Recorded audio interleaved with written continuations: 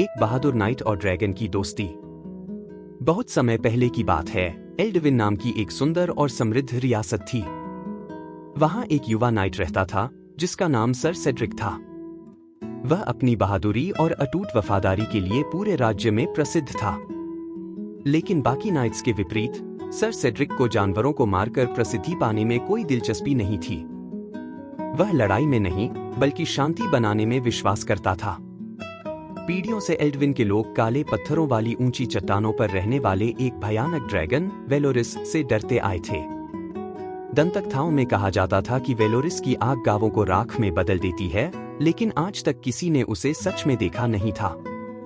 एक दिन जब राजा की गायें अचानक गायब होने लगीं और आसमान में धुआं उठता देखा गया, तो राजा के दरबार में सबने जल्दी से वेलोरिस को ही दोषी ठहरा दिया और उसे मारने का आदेश दे दिया। राजा के आदेश पर सर सेड्रिक ने यह कठिन काम स्वीकार किया, लेकिन उसके मन में संदेह था।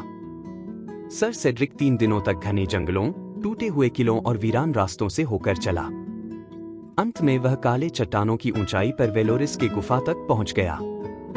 तलवार हाथ में थी, वह एक भयानक लड़ाई के लिए तैयार था, लेकिन सामने जो दृश्य था उसने उसे चौंका दिया। वह कोई डरावना राक्षस नहीं था, बल्कि एक थका हुआ बूढ़ा ड्रैगन था जिसकी चमकती हुई हरी चमड़ी अब धुंधली पड़ गई थी और एक पंख घायल था। वेलोरिस ने गंभीर आवाज में कहा, क्या तुम मुझे मारने आए हो, नाइट? वही करने जो लोग सदियों से चाहते हैं। सर सेड्रिक ने अपनी तलवार नीचे कर दी और बोला, मैं सच्चाई जानने आया हूं। ड्रैगन ने आश्चर्य से उसकी ओर देखा और अपनी कहानी सुनाई। वह कभी एल्डविन का रक्षक था, लेकिन समय के साथ लोग उसकी कहानी भूल गए। जिन आगजनी का आरोप उस पर लगाया गया था, वे असल में लुटेरों द्वारा की गई थी और मवेशी जंगली भेड़ियों ने उठाए थे। डर के कारण उसे राज्य से बाहर कर दिया गया। सर सेड्रिक उसकी बातों से बहुत प्रभावित हुआ। उसने वेलोरिस के घाव की मरहम पट्टी की, उसके लिए खाना लाया और धीरे धीरे दोनों के बीच दोस्ती हो गई। वे साथ बैठते, कहानियां सुनाते और हंसते। दोनों एक दूसरे को समझने लगे। दोनों किसी न किसी रूप में समाज से अलग कर दिए गए थे। कुछ हफ्तों बाद सर सेड्रिक ने निश्चय किया कि अब वह सच्चाई राजा तक पहुंचाएगा। वह महल लौटा और राजा से विनती की कि वह वेलोरिस की बात खुद सुने। बहुत से लोग संकोच में थे, लेकिन सर सेड्रिक की ईमानदारी को झुठलाया नहीं जा सका।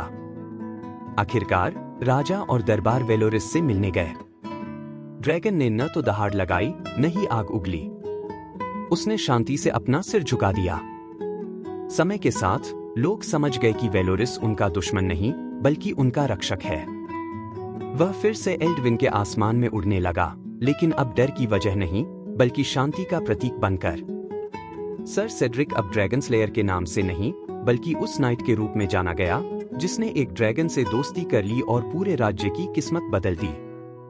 इस तरह सर सेड्रिक ने साबित कर दिया कि सबसे बड़ी बहादुरी तलवार से नहीं, बल्कि सुनने, समझने और भरोसा करने में होती है। इवन सबसे भयानक लगने वाले जीव भी दोस्त बन सकते हैं। समाप्त।